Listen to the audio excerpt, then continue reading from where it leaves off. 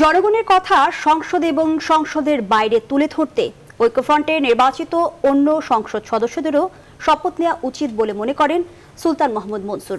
ধানের শীষ প্রতীকে মৌলভীবাজার 2 আসন থেকে নির্বাচিত এই সংসদ সদস্য শপথ নেয়ার পর এই মন্তব্য করেন।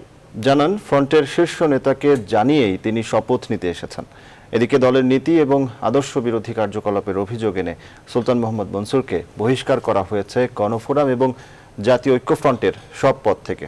বিস্তারিত জানাচ্ছেন মারুফা রহমান। জল্পনা কল্পনার অবসান ঘটিয়ে জাতীয় ঐক্যফ্রন্ট থেকে সংসদ সদস্য হিসেবে শপথ নিলেন সুলতান মোহাম্মদ মনসুর।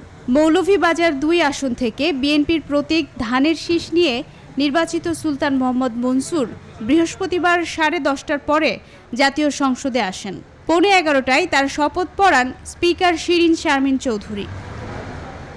পরে সংসদ ভবন থেকে বেরিয়ে তিনি জানান, সংসদে সরকারি দলের প্রতিনিধিত্ব করার জন্য তিনি শপথ নেননি। নবনির্বাচিত এই সংসদ সদস্য আরও বলেন, ধানের শীষ প্রতীক নয়, ব্যক্তি ইমেজের কারণেই তিনি জয় পেয়েছেন। আমি অবশ্যই তো সরকারি দলের প্রতিনিধিত্ব করছি না বা করব না।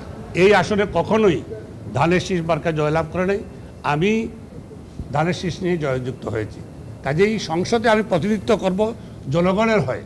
বলেন, জাতীয় ঐক্যফ্রন্টের শীর্ষ নেতার ইচ্ছাতেই সংসদ সদস্য হিসেবে শপথ নিলেন তিনি। নির্বাচিত অন্য সদস্যদেরও শপথ নেওয়া উচিত বলে মনে করেন তিনি। জাতীয় ঐক্যফ্রন্টের শীর্ষ নেতার নলেজেই আমি এটা করেছি। এদিকে সুলতান মোহাম্মদ মনসুরের শপথের পর জাতীয় ঐক্যফ্রন্টের শীর্ষ নেতারা মিলে তাকে বহিষ্কারের সিদ্ধান্ত নেন। বৃহস্পতিবার বিকেলে মতিঝিলে গণফোরামের কেন্দ্রীয় কার্যালয়ে সংবাদ সম্মেলনে এই ঘোষণা দেয়া হয়। গণতন্ত্র পুনরুদ্ধার এবং ভোট অধিকার আদায়ের সংগ্রামকে পদদলিত করে সংসদ সদস্য হিসাবে শপথ নিয়ে আপনি নৈতিকতা বিরোধী, জনবিরোধী এবং সংসদীয় রীতি বিরোধী কাজ করেছেন। অতএব আপনার বিরুদ্ধে দলের নীতি বিরোধী, আদর্শ বিরোধী ও গণবিরোধী কার্যকলাপের অভিযোগ আপনার গণফোরামের প্রাথমিক সদস্যপদ বাতিল করা হলো এবং গণফোরাম থেকে বহিষ্কার করা হলো।